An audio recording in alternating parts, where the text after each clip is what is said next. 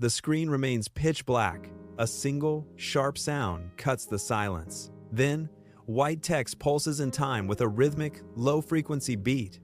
In one night, hundreds of millions of dollars vanished. The scene shifts to a blur of digital numbers, glowing wallet interfaces, and cascading blockchain logs on a dark monitor. No vaults were cracked, no weapons were drawn. Just one microscopic flaw, a single line of code, enough to bring the entire architecture to its knees. The question is not just who took the money, it is, how does a technical glitch shatter the trust of millions in a digital world? The title card flashes, Tech Exposed. Some incidents are more than attacks. They are stress tests for the entire tech industry. They force us to confront an uncomfortable truth. The more lucrative and trust-based a system becomes, the more catastrophic a single oversight can be. This is not just a story about stolen funds. It is about the fragility of the digital foundations we build. When viewed from afar, it is a hack. When viewed up close, it is a crisis of faith. To understand the shock, one must first understand the allure. For years, players spent thousands of hours grinding levels and hunting rare items, creating immense value within virtual worlds. In the old model, that value was trapped behind a server wall. You played, you progressed, but you owned nothing. Then came the promise of blockchain. It shifted the paradigm. Digital assets were no longer just pixels. They were yours. Items could be traded. Value could move. Players were no longer just customers.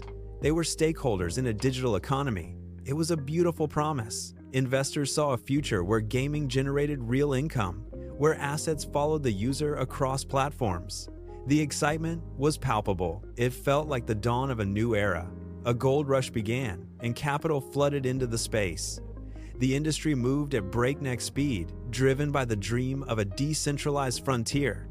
Every transaction felt like a step toward a more open, equitable world. The fever was absolute, but every system built on blind faith carries a hidden cost.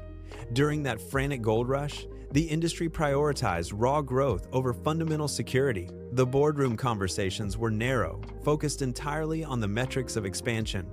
They asked, how many users can we onboard today? How much capital is flowing into the ecosystem? How many transactions are clearing per second? They rarely asked the questions that mattered. Who actually controls the gates? What happens if the code fails under pressure? Is the foundation solid enough to hold this weight? The fever blinded them to the risks.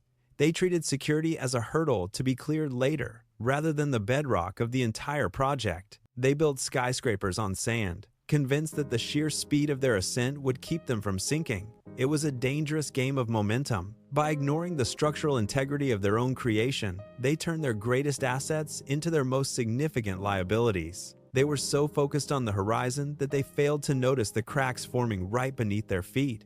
The blind spot was not a glitch in the software, it was a flaw in the strategy. In the digital realm, attackers rarely need complex, cinematic tools to dismantle a system.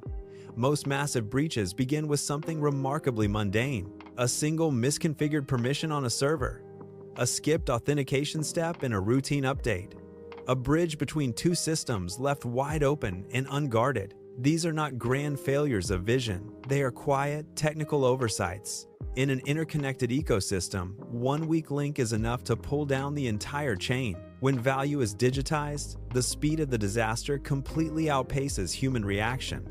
Money does not wait for a manager to approve a patch or for a security team to notice a discrepancy. Once a transaction clears, the funds are split, mixed, and funneled through layers of anonymous intermediaries in milliseconds. Cybersecurity teams, developers, and exchange operators scramble against the clock.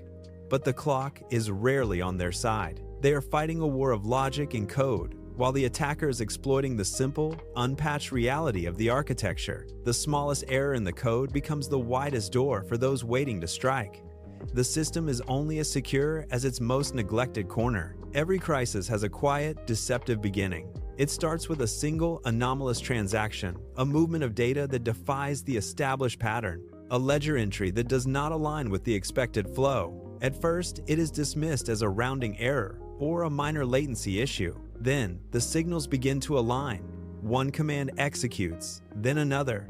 The rhythm of the network shifts, growing tighter, more precise. Insiders scramble to verify the data, their eyes locked on scrolling monitors as the anomaly repeats. Outsiders remain blissfully unaware, still trading, still trusting the interface. In these few, agonizing minutes, the gap between a preventable glitch and a total catastrophe vanishes. It is not about brute force or crashing servers. It is about absolute patience and surgical precision. The attacker is not breaking down the gates. They are simply walking through an open door that no one realized was unlocked. For the observer, it feels like watching a door swing open in the dark. But in the world of blockchain, it is not a door. It is an abyss. The system is already compromised, yet the screen still shows everything is fine. The silence in the control room is heavy, thick with the realization that the control has already been lost. The silence in the control room snaps. A red line spikes across the dashboard, then another. The assets are moving now, not in trickles, but in a relentless, automated torrent. Every millisecond, millions in value vanish from the protocol.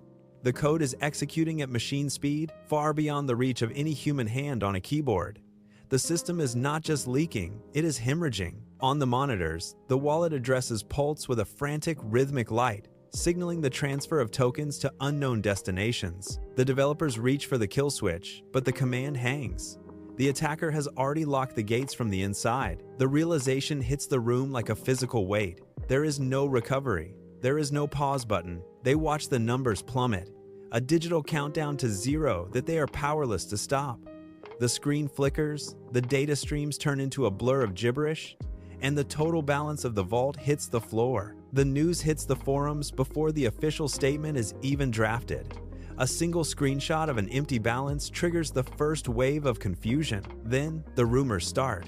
They spread through encrypted chats and social feeds, mutating with every share. The protocol is dead, one user writes.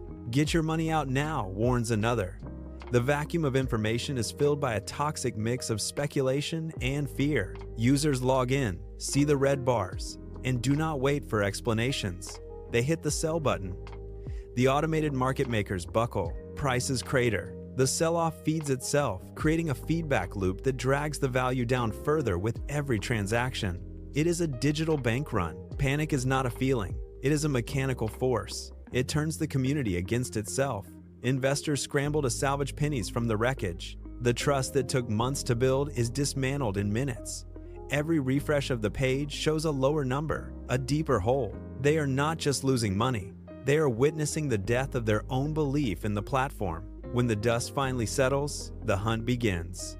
Security analysts descend on the blockchain logs, mapping the flow of stolen assets. They trace the loot through a labyrinth of addresses, watching as the attacker splits the funds into thousands of smaller, untraceable chunks. It is a digital autopsy. They see exactly where the money went, but seeing is not stopping. The attacker moves with a few clicks, hopping across decentralized exchanges and privacy-focused mixers that scrub the trail clean. The defenders face a wall of friction. To freeze an exit point, they need a global consensus that rarely exists. They send emails to exchanges in different time zones, file reports with authorities in jurisdictions that do not recognize the crime, and wait for responses that never come. The attacker operates in a borderless world, while the investigators are shackled by geography and red tape. Every minute spent waiting for a legal warrant is a minute the attacker uses to vanish further. Transparency on the ledger becomes a cruel taunt.